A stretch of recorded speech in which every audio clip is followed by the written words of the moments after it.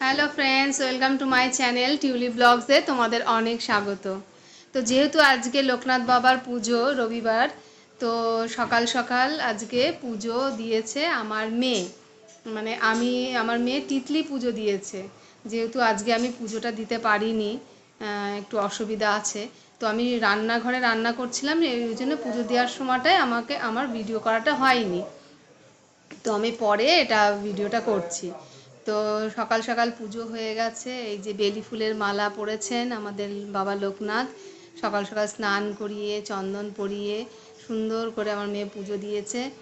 আর একটা গল্প বলি তোমাদের, এই যে বাবা লোকনাথ, আমার এই ছোট্ট যে ঠাকুরের মূর্তিটা, এটা এটা আমি এটা অনেক বছরের মূর্তি, মানে এটাও চাকলা থেকেই আমার হাজব্যান্ড নিয়ে এসেছিলো।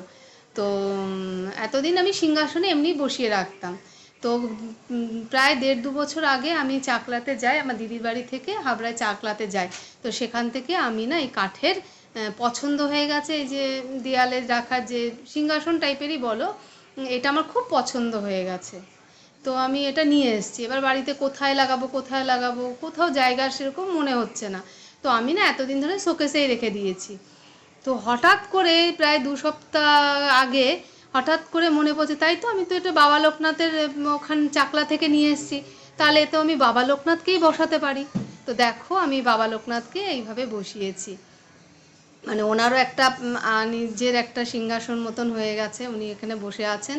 তো বলে না ঠাকুরের কাজ ঠাকুরই করে, দেখো ঠাকুর ঠিক মানে উনি বসবেন বলে আমার হাত দিয়ে কি নিয়ে ঠিক বাড়িতে নিয়ে এসেছেন, কিন্তু আমার এতদিন মাথায় আসেনি, হঠাৎ করে এই যে ওনার বসার জায়গা হয়ে গেছে। কি সুন্দর দেখো, কাঠের এটা তৈরি, মানে এটা খুব সুন্দর, আর উনি বসেছেন তো আর দেখতে কত ভালো লাগছে। তো সবাই মিলে একবার বলো জয় বাবা লোকনাথ, আর কমেন্টে জানিও তোমাদের এই বাবা লোকনাথের বসার জায়গাটা কেমন হয়েছে, অবশ্যই আমাকে জানিও। তো এখানেই ব্লগটা শেষ করছি, আর তোমরা সবাই ভালো থেকো।